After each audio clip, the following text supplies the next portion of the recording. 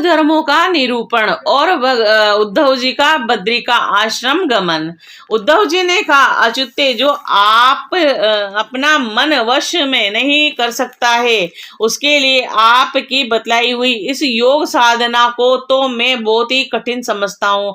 अतः अब आप कोई ऐसा सरल और सुगम साधन बतलाइए जिससे मनुष्य अनायास ही परम पद प्राप्त कर सके। कमल नयन, आप जानते ही हैं कि अधिकांश योगी जब अपने मन को एकाग्र करने लगते हैं तब वे बार बार चेष्टा करने पर भी सफल न होने के कारण हार मान लेता है और उसे वश में न कर पाने के कारण दुखी हो जाते हैं।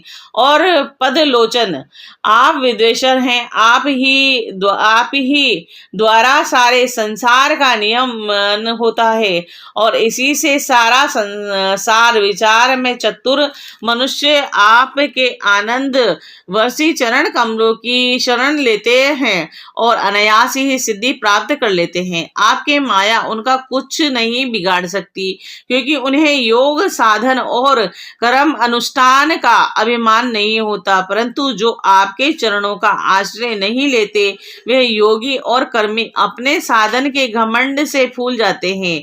अवश्य ही आपकी माया ने उनकी मति हर ली है। प्रभु, आप सबके हितैषी सुहृद हैं। आप अपने अनय शरणागत बलि आदि सेवकों के अधीन हो जाएं।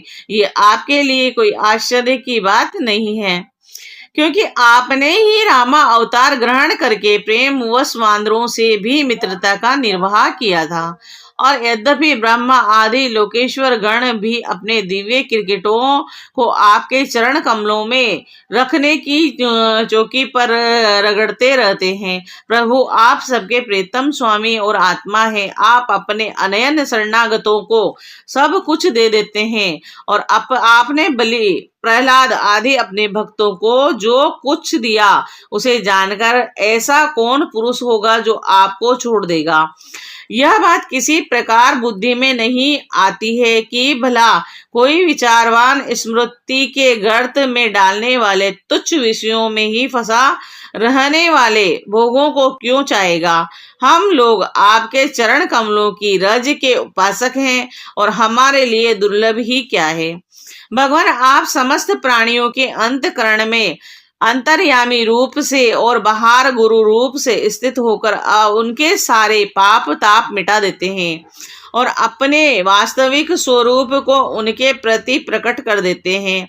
बड़े बड़े ब्रह्म ज्ञानी ब्रह्मा जी के समान लंबी आयु पाकर भी आपके उपकारों का बदला नहीं चुका सकते और इसी से वे आपको परोपकार का स्मरण करके क्षण क्षण अधिकाधिक आनंद का अनुभव कराते रहते हैं।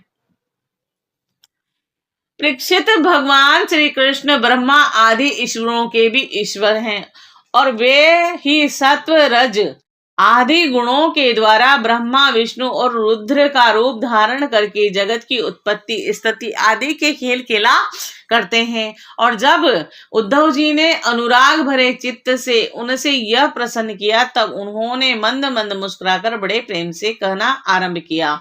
श्री भगवान ने कहा कि प्रिय उद्धव, अब मैं तुम्हें अपने उन मंगलमय भागवत धर्मों का उपदेश करता हूँ जिनका श्रद्धा पूर्वक आचरण करके मनुष्य संसार रूप दुर्जय मृत्यु को अनायासी जीत लेता है।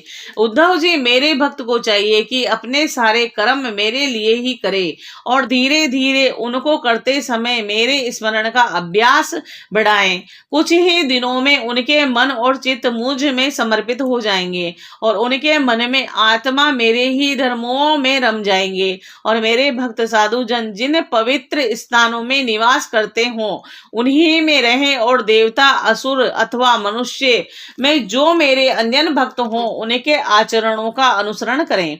पर्व के अवसरों पर सबके साथ मिलकर अथवा अकेला ही नृत्य, गान, वाद आदि महाराजोचित टाट बाट से मेरी यात्रा आदि के उत्सव करें। और शुद्धांतकरण पुरुष आकाश के समान बाहर भीतर परिपूर्ण और आवरण शून्य मुझ परमात्मा को ही समस्त प्राणियों और अपने हृदय में स्थित देखे। निर्मल बुद्धि जी उद्धव जी, जो साधक केवल इस ज्ञान दृष्टि का आश्रय लेकर संपूर्ण प्राणी और पदार्थों में मेरा दर्शन करता है और उन्हें मेरा ही रूप मानकर सत्कार करता है तथा ब्रह्मा और चांडाल, चोर और ब्राह्मण, भक्त, सूर्य और चिन्हगारी तथा कृपालु और कूर में समान दृष्टि रखता है, उसे ही सच्चा ज्ञानी समझना चाहिए।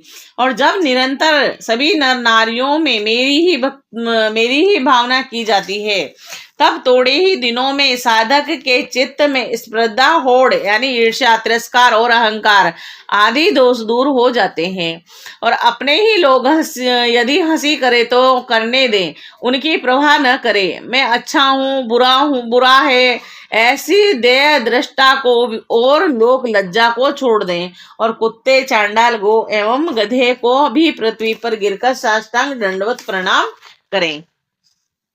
जब तक समस्त प्राणियों में मेरी भावना भगवत दावना न होने लगे, तब तक इस प्रकार से मन, वाणी और शरीर के सभी संकल्पों और कर्मों द्वारा मेरी उपासना करता रहे। और उद्धव जी, जब इस प्रकार सर्वत्र आत्मा बुद्धि, ब्रह्म बुद्धि का अभ्यास किया जाता है, तब थोड़े ही दिनों में उसे ज्ञान होकर सब कुछ ब्रह्म स्वरूप दिखने लगता है। ऐसी दृष्टि हो जाने पर सारे संशय संदेह अपने आप निवृत्त हो जाते हैं और वह सब कहीं मेरा साक्षात्कार करके संसार दृष्टि से उपराम हो जाता है। और मेरी प्राप्ति के जितने साधन हैं, उनमें मैं तो सबसे श्रेष्ठ साधन यही समझता हूँ कि समस्त प्राणी और पदार्थों में मन, वाणी और शरीर की समस्त वृत्तियों से मेरी ही भावना की जाए। यही मेरा अपना भागवत धर्म है और इसी को बार बार आरंभ कर देने के बाद फिर किसी प्रकार की विघ्न बाधा से इसमें रति भर भी अंतर नहीं पड़ता, क्योंकि यह धर्म निष्काम है और स्वयं मैंने ही इसे निर्गुण होने के कारण सर्वोत्तम निश्चय किया है। भागवत धर्म में किसी प्रकार की त्रुटि पड़नी तो दूर रही, यदि इस धर्म का साधक भय, शोक आदि के अवसर पर होने वाली भावनाओं और रोने पीटने भागने जैसे निरर्थक कर्म भी निष्काम भाव से मुझे समर्पित कर दे, तो वे भी मेरी प्रसन्नता के कारण धर्म बन जाते हैं। और विवेकियों के तो विवेक और चतुरों की चतुराई प्रकाष्ठा इसी में है कि वे इस अविनाशी और सत्य शरीर के द्वारा मुझ अविनाशी एवं सत्य तत्व को प्राप्त कर लें। यह संपूर्ण ब्रह्म विद्या का रहस्य मैंने संक्षेप और विस्तार से तुम्हें सुना दिया, और इस रहस्य को समझना मनुष्य की तो कौन कहे, देवताओं के लिए भी अत्यंत कठिन है। और मैंने जिस इस पुष्ट और युक्ति युक्त ज्ञान का वर्णन बार बार किया, उनके मर्म को जो समझ लेता है, उसके हृदय में संचय ग्रंथियां छिन्न भिन्न हो जाती है और वह मुक्त हो जाता है। मैंने तुम्हारे प्रश्न का भली भांति खुलासा कर दिया। जो पुरुष हमारे प्रश्न उत्तर को विचार पूर्वक धारण करेगा, वह वेदों के भी परम रहस्य सनातन पर ब्रह्म को प्राप्त कर लेगा। जो पुरुष मेरे भक्तों को इसे भली भांति स्पष्ट करके समझाएगा, उस ज्ञान दाता को मैं प्रसन्न मन से अपना स्वरूप तक दे डालूंगा और उसे आत्मज्ञान करा दूंगा। यह तुम्हारा और मेरा संवाद स्वयं तो परम पवित्र है ही, दूसरों को भी पवित्र करने वाला है। जो प्रतिदिन इसका पाठ करेगा और दूसरों को सुनाएगा, वह इस ज्ञान दीप के द्वारा दूसरों को मेरा दर्शन कराने के कारण पवित्र हो जाएगा। जो कोई एकाग्र चित्त से इसे श्रद्धा पूर्वक नृत्य सुनेगा, और उसे मेरी परम भक्ति प्राप्त होगी और वह कर्म बंधन से मुक्त हो जाएगा। प्रिय सखे, तुमने भली भांति ब्रह्मा का स्वरूप समझ लिया है ना, और तुम्हारे चित्त का मोह एवं शोक दूर हो गया है ना। तुम इसे दाम्भिक, नास्तिक, शट, अस्त्रदालु और भक्तिहीन और अधत्त पुरुष को कभी मत देना। जो इन दोषों से रहित हो, ब्राह्मण भक्त हो, प्रेमी हो, साधु स्वभाव वाला हो और जिसका चरित्र पवित्र हो, और उसी को यह प्रसंग सुनाना चाहिए। यदि शूद्र और स्त्री भी मेरे प्रति प्रेम भक्ति रखते हो, तो उन्हें भी इसका उपदेश करना चाहिए। और जैसे दिव्य अमृत पान कर लेने पर कुछ भी पीना शेष नहीं रहता, वैसे ही यह जान लेने पर जिज्ञासु के लिए और कुछ भी जानना शेष नहीं रहता।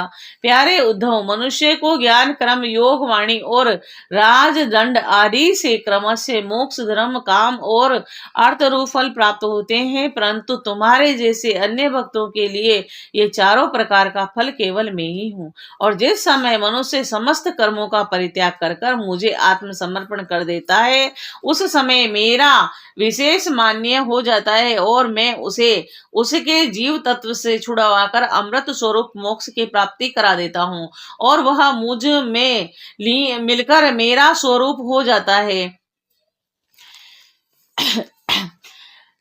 अब उद्धव जी योग मार्ग का पूरा पूरा उपदेश प्राप्त कर चुके थे और भगवान श्री कृष्ण की बात सुनकर उनकी आंखों में आंसू उमड़ आए।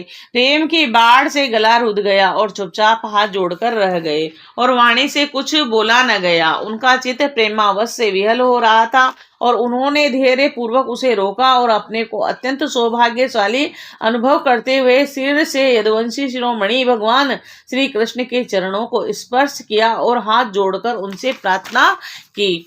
उद्धव जी ने कहा कि प्रभु, आप माया और ब्रह्मा आदि के भी मूल कारण हैं। मैं मोह के महान अंधकार में भटक रहा था, आपके सत्संग से वह सदा के लिए भाग गया। भला जो अग्नि के पास पहुंच गया, उसके सामने क्या शीत, क्या अहंकार और उसके कारण होने वाले भय ठहर सकते हैं। भगवान, आपकी मोहिनी माया ने मेरा ज्ञान दीपक छीन लिया था, परंतु आपने कृपा करके वह फिर अपने सेवक को लौटा दिया। आपने मेरे ऊपर महान अनुग्रह की वर्षा की है और ऐसा कौन होगा जो आपकी इस कृपा प्रसाद का अनुभव करके भी आपके चरण कमलों की शरण छोड़ दे और किसी दूसरे का सहारा ले। आपने अपनी माया से सृष्टि वृद्धि के लिए दाह, वर्णिक और अंधक और सातवंशी यादवों के साथ मुझे सुदृढ़ स्नेह पास से बांध दिया था। आज आपने आत्मबोध की तीखी तलवार से उस बंधन को अनायास ही काट डाला। महायोगेश्वर, मेरा आपको नमस्कार है। अब आप कृपा करके मुझ शरणागत को ऐसी आज्ञा दीजिए जिससे आपके चरण कमलों में मेरी अनन्य भक्ति बनी रहे। भगवान श्री कृष्ण ने कहा कि उद्धव, अब तुम मेरी आज्ञा से बद्री वन में चले जाओ। वह मेरा ही आश्रम है। वहां मेरे चरण कमलों के धोवन गंगा जल का स्नान पान के द्वारा सेवन करके तुम पवित्र हो जाओ। अलकनंदा के दर्शन मात्र से तुम्हारे सारे पाप ताप नष्ट हो जाएंगे। प्रिय उद्धव, तुम वहां वृक्षों की छाल पहनना और वन के कंदमूल फल खाना और किसी भोग की उपेक्षा न करना, निष्पह वृत्ति से अपने आप में मस्त रहना, सर्दी गर्मी सुख दुख जो कुछ आ पड़े उस सम रहकर सहना और स्वभाव सौम्य रखना, इंद्रियों को वश में रखना, चित्त शांत रहे, बुद्धि समाहित रहे और तुम स्वयं मेरे स्वरूप के ज्ञान और अनुभव में डूबे रहना। मैं तुम्हें जो कुछ शिक्षा दी है उसका एकांत में विचार पूर्वक अनुभव करते रहना और अपनी वाणी और चित्त मुझ में ही लगाए रखना और मेरे बतलाए हुए भागवत धर्म में प्रेम से रम जाना। अंत में तुम त्रिगुण और उनके संबंध रखने वाली गतियों को पार करके उसमें परे मेरे परमात्म स्वरूप में मिल जाओगे। फिर श्री सुखदेव जी कहते हैं कि परीक्षित, भगवान श्री कृष्ण के स्वरूप का ज्ञान संसार के भेद भ्रम को छिन्न भिन्न कर देता है और जब उन्होंने स्वयं उद्धव जी को ऐसा उपदेश किया तो उन्होंने उनकी परिक्रमा की और उनके चरणों पर सिर रख दिया और इसमें संदेह नहीं कि उद्धव जी संयोग वियोग से होने वाले सुख दुख के जोड़े से परे थे, क्योंकि वे भगवान के निर्द्वंद चरणों की शरण ले चुके थे। फिर भी वहां से चलते समय उनका चित्त प्रेमावश से भर गया और उन्होंने अपने नेत्रों की झड़ती हुई अश्रुधारा से भगवान के चरण कमलों को भिगो दिया। और परीक्षित, भगवान के प्रति प्रेम करके उनका त्याग करना संभव नहीं है। उन्हीं की उन्हीं के वियोग की कल्पना से उद्धव कातर हो गए और उनका त्याग करने में असमर्थ न हुए। बार बार बेहाल होकर मूर्छित होने लगे। कुछ समय के बाद उन्होंने भगवान श्री कृष्ण के चरणों की पादुकाएं अपने सिर पर रख ली और बार बार भगवान के चरणों में प्रणाम करके वहां से प्रस्थान किया और भगवान के परम प्रेमी भक्त उद्धव जी हृदय में उनकी दिव्य छवि धारण किए बद्रिकाश्रम पहुंचे और वहां उन्होंने तपोमय जीवन व्यतीत करके जगत के एकमात्र हितैषी भगवान श्री कृष्ण के उपदेश अनुसार उनकी स्वरूप परम गति प्राप्त की और भगवान शंकर आदि योगेश्वर भी सच्चिदानंद स्वरूप भगवान श्री कृष्ण के चरणों की सेवा किया करते हैं। और उन्होंने स्वयं श्री मुख से अपने परम प्रेमी भक्त उद्धव के लिए इस ज्ञान अमृत का वितरण किया और यह ज्ञान अमृत आनंद महासागर का सार है। जो श्रद्धा के साथ इसका सेवन करता है वह तो मुक्त होता ही है, उसके संग से सारा जगत मुक्त हो जाता है। जैसे भंवरा विभिन्न पुष्पों से उनका सार सार मधु संग्रह कर लेता है, वैसे ही स्वयं वेदों को प्रकाशित करने वाले भगवान श्री कृष्ण ने भक्तों को संसार से मुक्त करने के लिए ये ज्ञान और विज्ञान का सार निकाला है। और उन्होंने जरा रोग आदि भय की निवृत्ति के लिए क्षीर समुद्र में अमृत भी निकाला था और तथा उन्हें क्रम से अपने निवृत्ति मार्गी और प्रवृत्ति मार्गी भक्तों को पिलाया। और वे ही पुरुषोत्तम भगवान श्री कृष्ण सारे जगत के मूल कारण है। मैं उनके चरणों में नमस्कार करता हूँ। जय